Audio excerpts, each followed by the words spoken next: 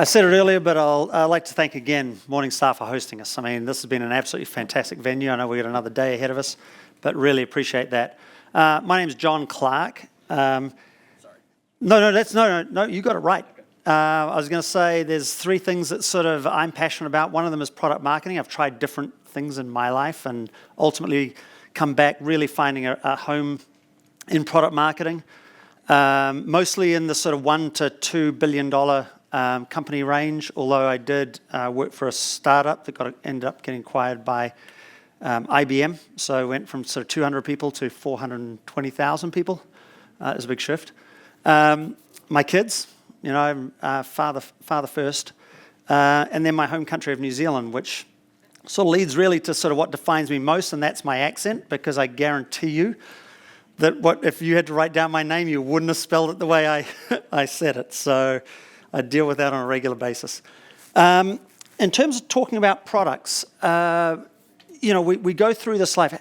By show of hands, who's in the technology and more specifically has some part of their portfolio that is on-premise or enterprise software, not cloud software? Okay? Now, keep those hands up. What about people that are in the cloud technology? Okay, so we see the shift that's happening here. You know, companies, those that have legacy sort of premise-based offerings and those that are launching products. So we spend, you know, time bringing those to market, obviously scaling them in that. But what I'm talking about is when you get to sort of that inflection point where, okay, we've got to make a decision now, or potentially we're on the downside of business. And we've got two options here, and I've been in both situations. When I was at IBM, I led the enterprise asset management product. The market-leading product was a product called Maximo. When I inherited the business unit, it had 4 less customers than the year before.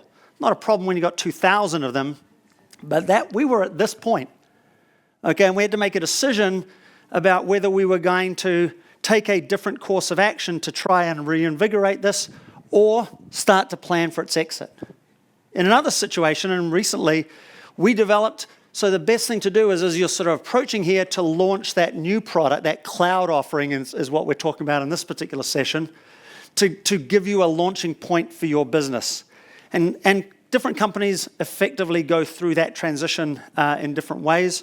We did it very successfully, shifting from a premise-based contact center solution to a cloud-based one. We got a big help from COVID as a result of that. But we had these two portfolios, a cloud portfolio and a premise portfolio, and we had to figure out what we were going to do on the downside, how to effectively transition some 6,000 customers from our premise-based offering over into our cloud-based offering. And that's really what we're going to be sort of focusing on here. So first thing, determining your strategy. So, you know, who's familiar with this sort of core versus concept? You know, what's core to your business? And this isn't just about which products are core. It could be your processes, could be your technology, etc. But there are certain things that sort of start off in incubation, and ultimately you need to create differentiated value, so they need to become core, and then over time they become more contextual to your business. This is that premise-based. We have a lot of customers here, but really our future, as you saw in the growth of Hands, as we saw the shift from premise-based to cloud-based, that's creating this sort of shift to say, really, core is now cloud, premise is now context, and then being able to sort of bring that down, you know, as you shift more and more of your customer base, as you build your growth strategies around those cloud offerings. So here's that sort of growth curve, you know, an ideal growth curve where, you know, what defines sort of core versus context? Well, we use the metrics of growth. How much are we growing? And in particular, how much are we growing relative to the rest of the market? Are we differentiating ourselves? And then secondly, whether it's critical, mission critical or not, is really a function of, in our case, revenue, because cloud-based companies are revenue. It used to be bookings. So I've kind of put both of those there. It's not that it's bookings over revenue, it's which one of these. So that's how we set about to determine whether it's core or whether it's critical, context, non-mission critical, etc. But this world's messy, okay? These products sort of move around. Sometimes you have a really good year. We got a real big bump because of everybody who's shifting their work to work from home strategies. Contact center agents all had to leave the contact center. They couldn't enter the buildings. They all had to run from the cloud. So our cloud offerings became really, really valuable in this sort of COVID world. And then they sort of trickled back to kind of more like your market growth. And this isn't to say this is not Genesis's model. This is just to show the messiness of what's going on. But you can also see here that as those transitions occur, you can have other products that start to be on the decline and become less and less critical to your business. So a couple of things here. First of all, as you start in this process, understand there's an old saying that my parents used to tell me, loose lips sink ships.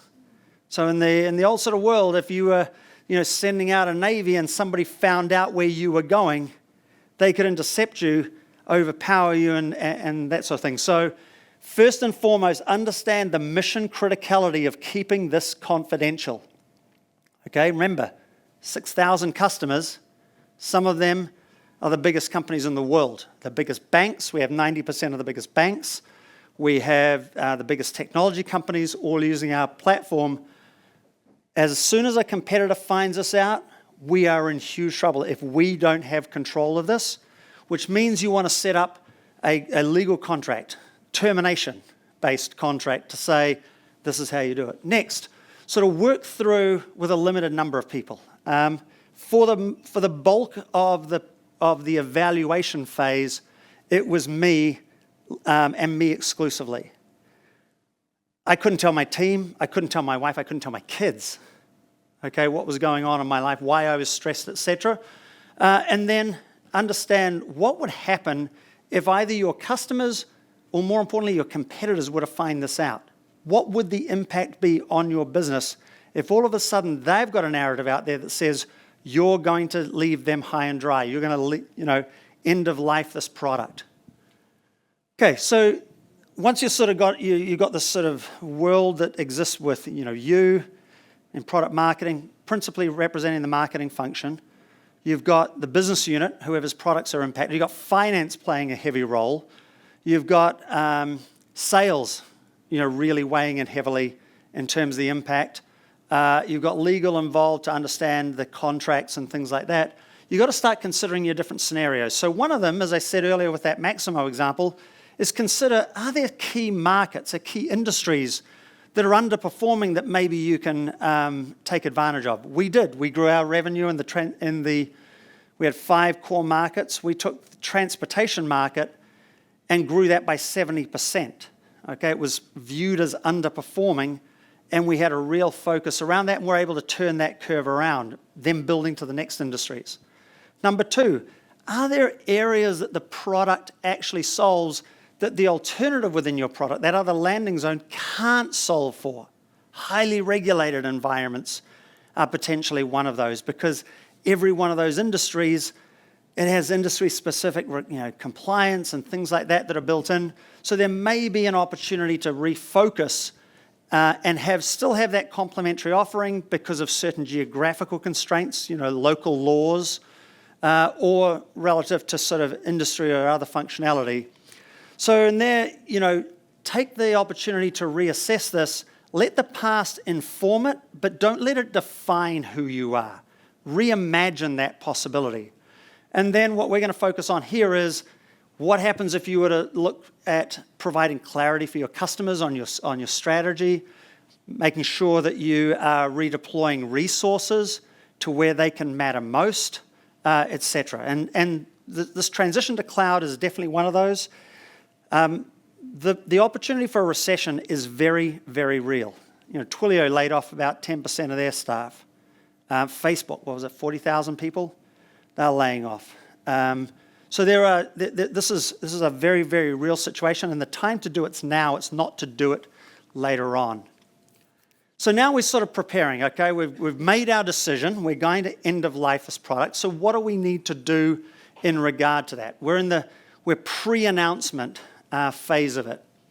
So who and how will this change? So develop cohorts of people. We had different products, different premise-based products. Within those different products, there were different entitlements. that were available to different customers. So developing those around, well, this group, we're going to not sell to you. Because there's active deals going on. You're looking at end-of-lifing a portfolio, but there's still people buying that portfolio. So the people that have active deals in the current quarter, and depending on when you announce, maybe even the next quarter, that's one group that you've really got to think about. Another group might be people that are on a version of the product that you're planning to keep around for a while. So we want to end of life these offerings, but we want to keep these ones going. So providing clarity around who these are is critically important because not everybody's going to be equal. Okay? Next, what messages do you want to have delivered consistently? We brought together a group of people across certainly internal and external comms. You want clarity message not only for your customers and partners, but for your employees. Okay? We also brought in here sales, of course, because they're very often the ones that are going to be delivering the news directly to customers, and they need to provide it. And really importantly, legal.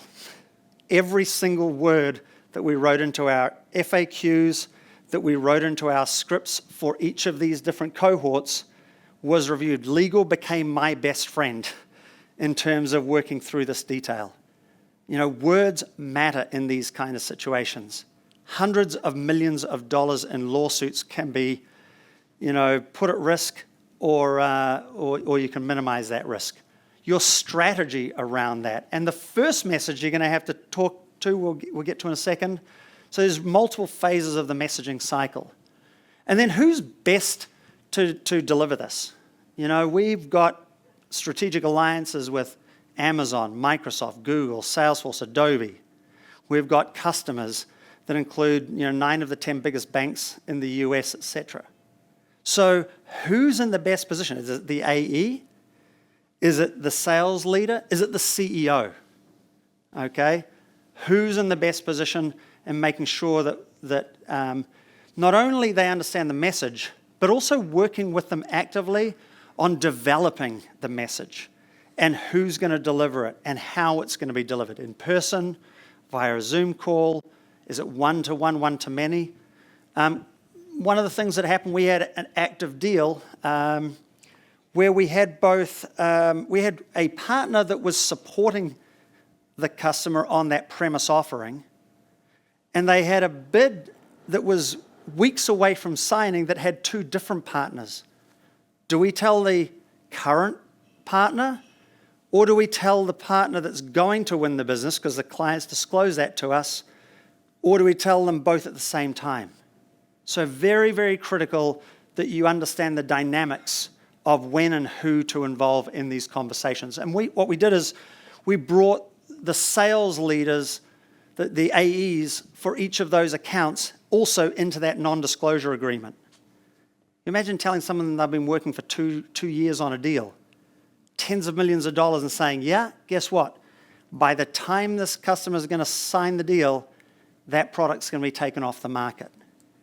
And they've got other deals, and they're having to absorb that and then figure out, work alongside you on how best to transition this. Okay? Oops. Okay, so when we talk about the message, I think this is the next slide. Yeah.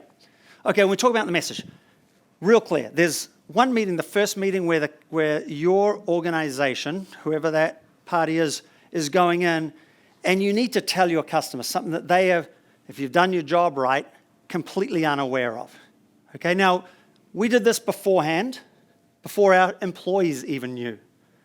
Okay, with our largest accounts. I've got a timeline for you.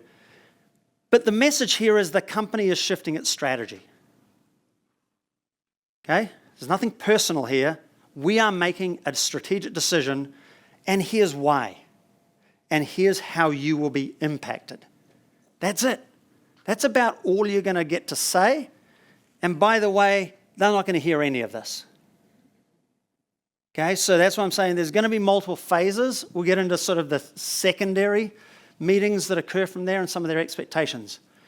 ensure that that it's clear not only to you but also to them that this represents confidential information. They can't share it. So we're sharing it with the top executives in the organization for our key customers, because that's principally who this group was, but also making sure they were aware that many of our employees don't know about this. They have no idea it's coming. So unless they tell us who they want us to talk to, they can't share it even with their own teams or our employees. And then pre-disclosing. So who are the best people to? Tier 1 customers. These are your largest customers and your largest strategic alliance partners.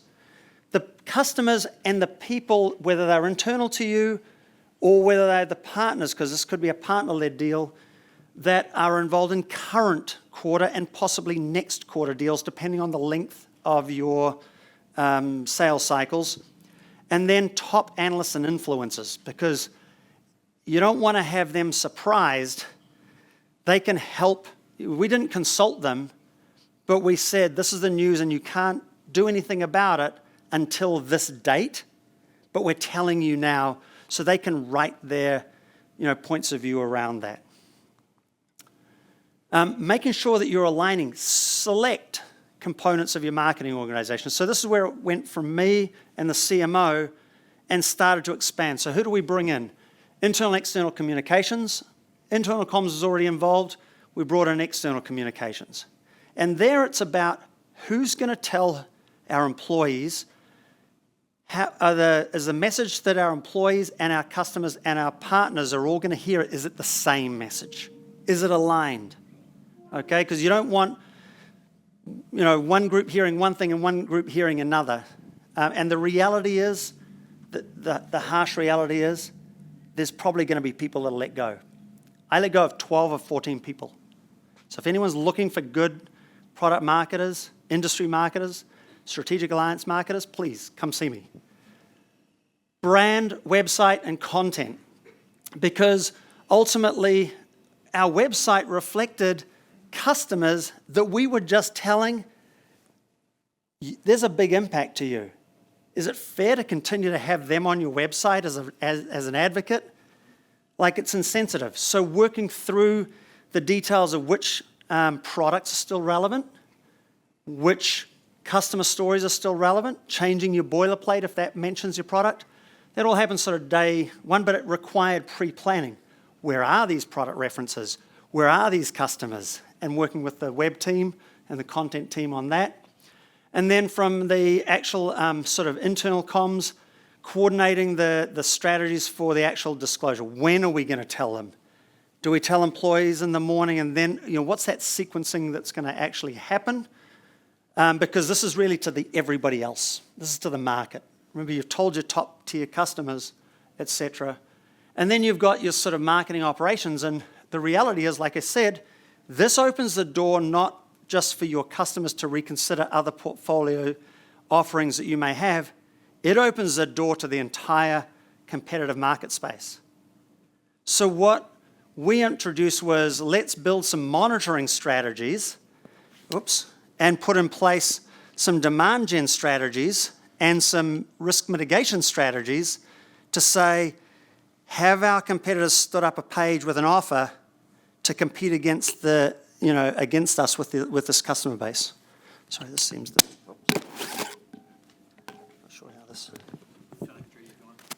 Oh, sure. Yeah, why don't you take that back off? Yeah, thanks. Can you hear me now? Okay. So marketing operations. So, okay. And what we sort of talk about now is preparing for sort of day zero. So we did all the work up here to sort of advise the leadership team, the board of directors, and get all their sort of changes. But then the leadership team set up some things both internally and externally to sort of signal that a change was coming, or that we needed to be more focused in our strategy, okay? That was weeks in advance. Then sort of 4 weeks in advance, we brought in those people that were aligned to those key deals. because they needed time to absorb it. They needed time to figure out their strategy, who they felt was going to be important to tell, and also to get buy-in on the materials that we were sharing.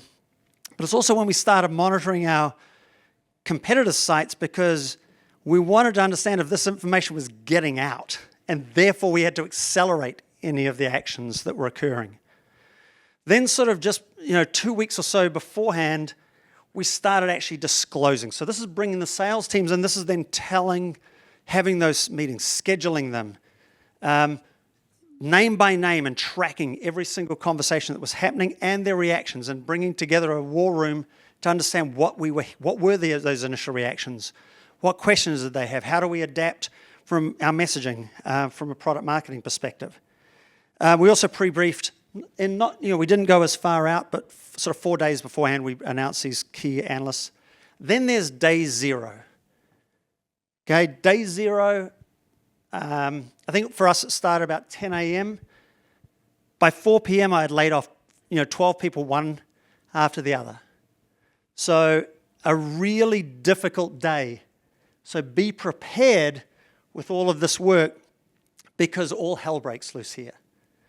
Okay, you don't even know who you've got to work with on all the subsequent activities. The broad customer and partner announcements went out. And then we removed the products. We made announcements, etc. on our website to clarify the message in the market. And then we started to work on those sort of secondary activities associated, with the website, like these things, so all the customer case studies and all those kind of things. And then we set up on a semi-weekly, so every twice a week, we pull together a leadership team across all functions to understand, okay, what's happening in the market, what do we need to adjust, what do we need to restate, etc. But this is where all the sort of, the hard work sort of builds to this. This is a messaging framework. It's not ours, it's Corporate Vision's for those that have worked with them. But it's about the sort of why evolve story. So this is the second conversation for those key customers. It's not breaking the news to them. It's now saying, hey, all the reasons that you are successful with us, we help propel your business. But the reality is the cloud is changing, business overall. So there's this overarching sort of set of transitions that are occurring in the market. So now the unfortunate news for you is we're end-of-lifing your product. Okay? But, we've got an alternative for you. So if you don't take that alternative, here's what it might mean for you. Here's the risk of you not taking it. And then here's all the different ways that we can de-risk that environment for you, bring you back to this happy state. And we relied heavily on that. This was sort of what we built, and then we pulled out that subset of conversations for the announcement, for the actual sharing of the really bad news from our customers' perspective.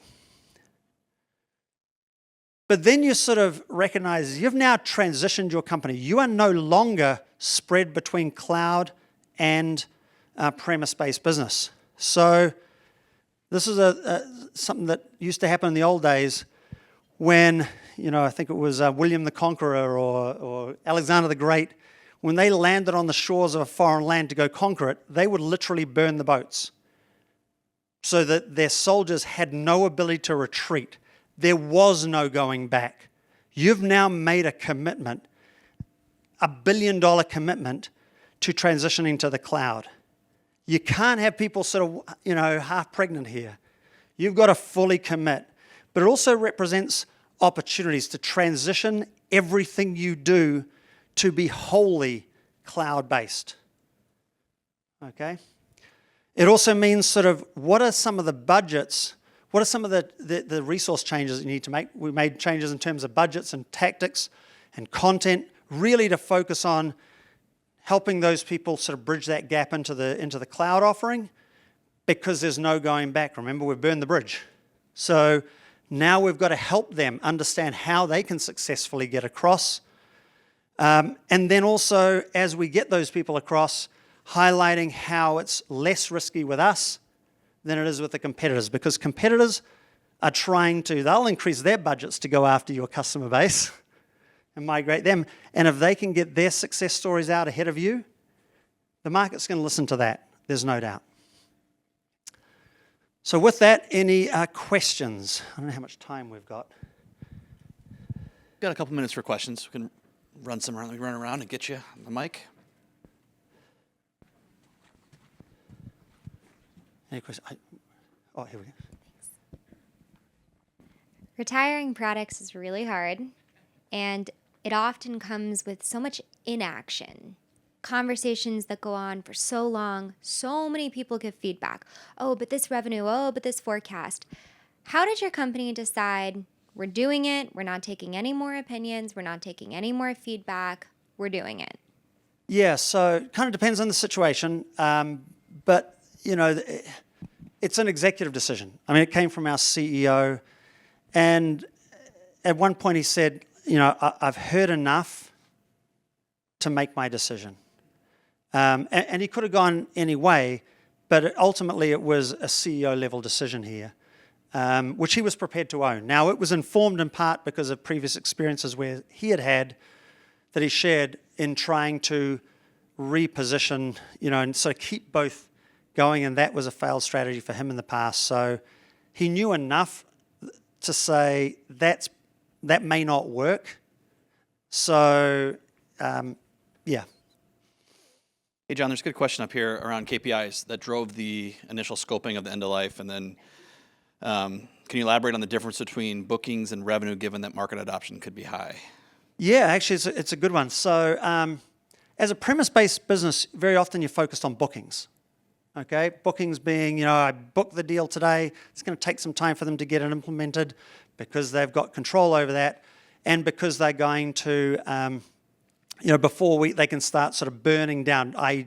converting those bookings into revenue. When you're a cloud or SaaS-based business, it's all about revenue, recurring revenue, because the second they turn it on, they start paying you. So that's sort of a big difference, which meant that we had to look at this through the lens of our cloud future, not our premise past. So we had to sort of look, we chose to use revenue as the basis for it. In terms of which metrics were really important, we looked at certainly attrition. We have always expected that these situations will result in some sort of attrition, trying to calculate the brand impact, trying to understand the revenue impact. And so that some of that fell on marketing to myself to figure out what the sort of brand impact of it might be. Okay, and we had two different of these. So one of them we took 18 months to sort of signal from the end of, we had 18 months to plan it. The other one we had less than 6 months to plan it. Yeah, and this first question on top here goes back to our first question a bit, but how did you help define the sunset guardrails? Or it keeps changing. How did you help define the sunset guardrails on the sunset? And end of life could mean stop selling or something more drastic like migrating all your prospects and customers. Kind of ended up being both. Yeah. Number one, it was when do we stop selling? That's a decision, okay, a decision point. But the second decision point is what's in our policy? Like, what have we said when they sign the contract, and what contracts exist out there? So do you take a broad approach? We've certainly done that, where we said, end of life, if we announce it here, it's a 2-year time frame, but we're going to give you more time. We're going to give you an additional year. For others, it was, we don't have that many customers on that particular platform, so we're going to deal with that on an individual by individual basis, and even offering potential for extensions based on individual company requirements. That makes sense. Last question, John. I think it's a good one. So why sunset a product that had so many large, high revenue clients on, and then did you ultimately offer them alternatives? So let me end with the last bit. Yes, of course, you've got to have that alternative. Well, you don't have to, I guess. But we did. This was a strategic move to a future state that we wanted to, that had higher, multipliers from a price to earnings ratio, et cetera.